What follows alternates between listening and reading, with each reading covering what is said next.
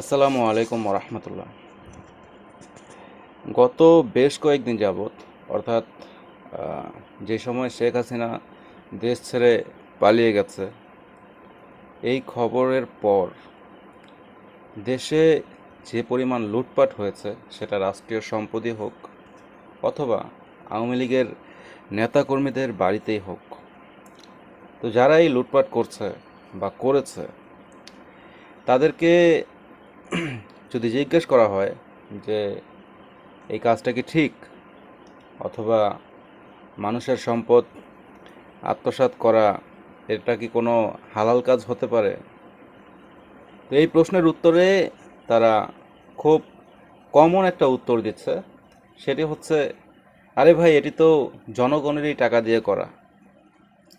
মানে এই যে একজন নেতার বাড়িতে ভাঙচুর